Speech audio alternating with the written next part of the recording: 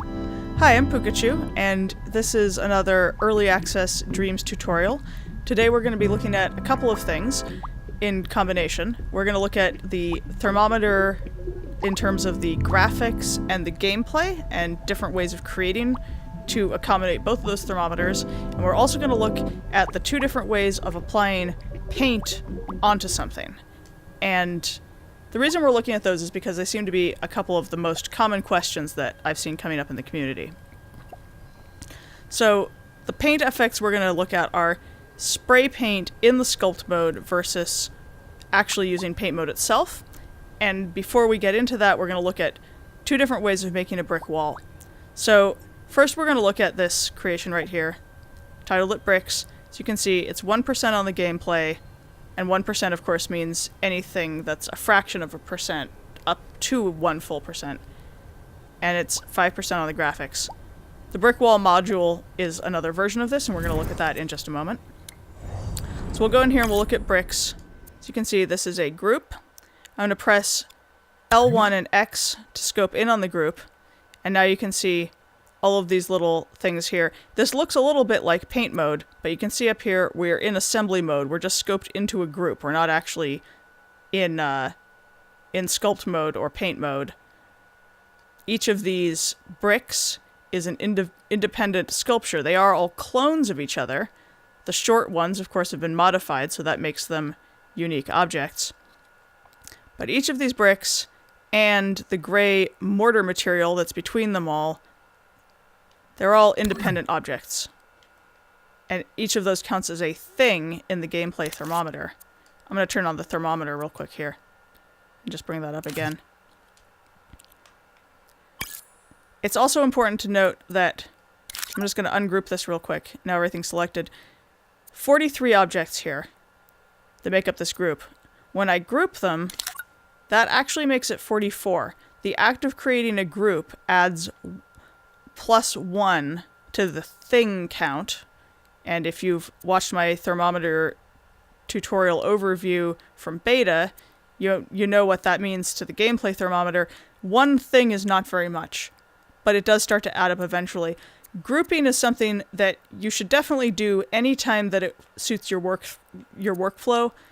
It's not going to really make a difference if you've made a few groups or 10 or 20 groups in the course of a level, but don't group excessively. So I'm going to ungroup this again. For example, don't go in here and say this and this are a group, and then say that group plus that group. Don't do that. Don't keep doing that over and over again, because then you end up with a whole lot of groups that are extraneous. But if you want to say, for example, there's a double click that selects everything, and then I'm going to very carefully unselect the gray mortar material, and then I could say, there's all my bricks grouped, because maybe I want to move the bricks independently sometimes, and then also group the mortar. And now I've only added a couple of extra things with those groups, but I've given myself that flexibility of moving the bricks independently. That's something you might want to do. So I've gone a little bit off my original topic here, but there was a recent discussion in the community about grouping. It does affect the thermometer, but not enough that you really need to worry about it. Just use it as it's convenient. I'm going to illustrate what happens with the thermometer now on the gameplay count. This brick wall has been designed so that it can be stacked and replicated to make a larger wall, and it fits the grid. So I'm going to turn on the grid, I'm going to grab this, and I'm going to make 5 copies going this way, and there they all line up, and now they're all stuck together. They're actually overlapping a little bit, but for right now we won't worry about that. You could group them if you want, they're all selected.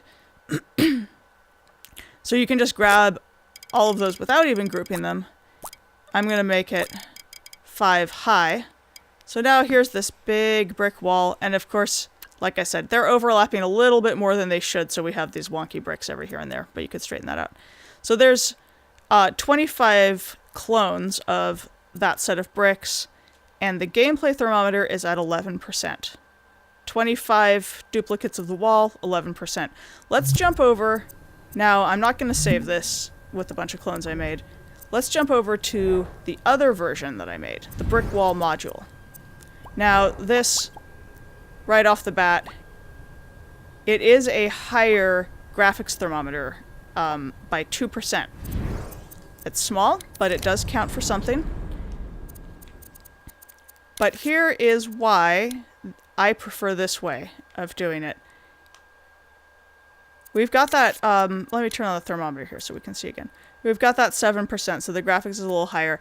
Remember that when you clone a sculpture, it does not increase the graphics thermometer. That's not actually true of a painting, but when it's dealing with a sculpture, clones don't increase the graphics. So let's just, oops, let me get the camera back a little bit farther.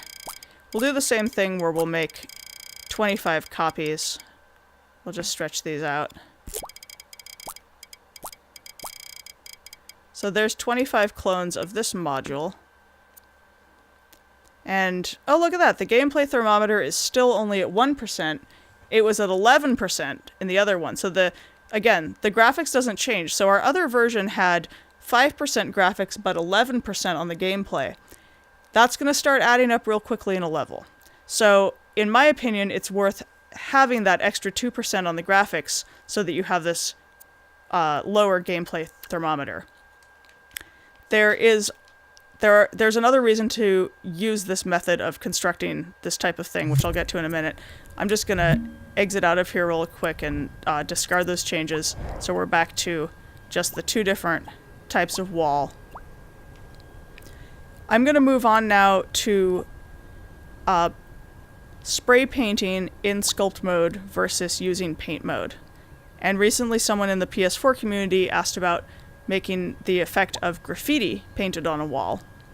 And so I'm going to go first into the one that I originally showed, which is the bricks. That's all a group.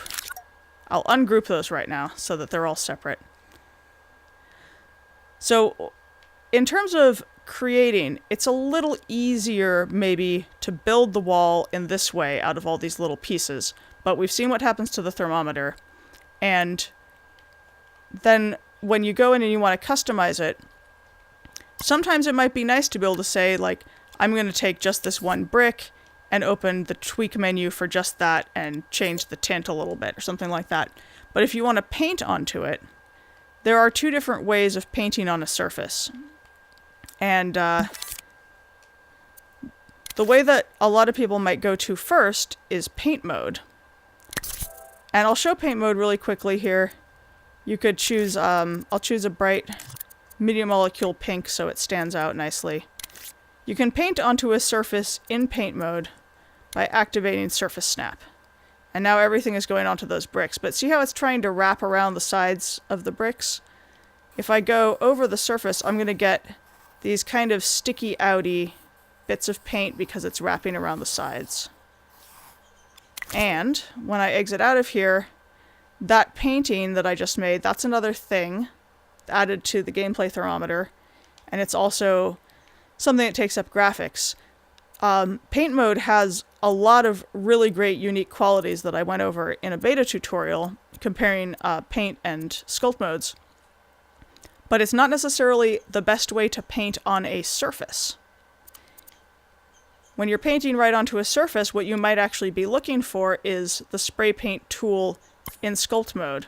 So I'm going to select one of these bricks, and Edit Sculpture is the button over here, or the shortcut is to press L1 and X. And scope in here. Choose the tool, and there's Spray Paint. We'll take that same color of medium molecule pink.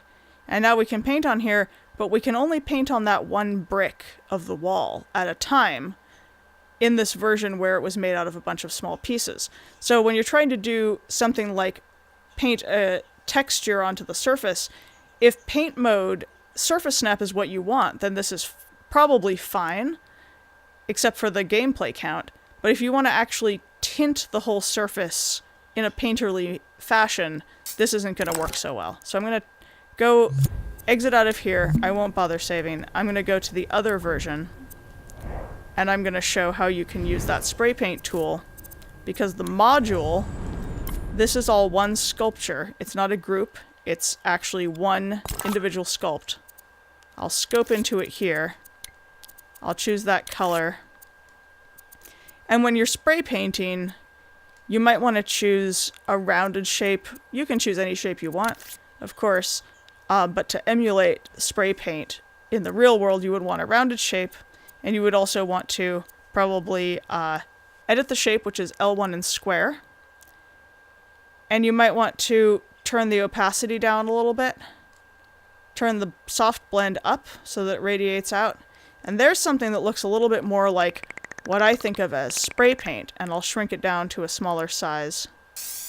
And then if you do this, that looks a little more like spray paint as compared to going into paint mode. Choose that same color just for consistency. Do a surface snap and painting flecks over the top. As you can see, for this type of an application, you probably actually want the Spraypaint tool, and that's going to work best on one individual sculpture. Plus it saves space on the gameplay thermometer.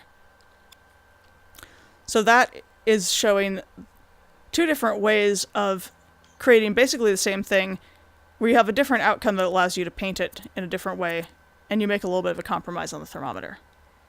So next we will look at how you go about building this module where it's all one sculpt as opposed to a bunch of components that are grouped together.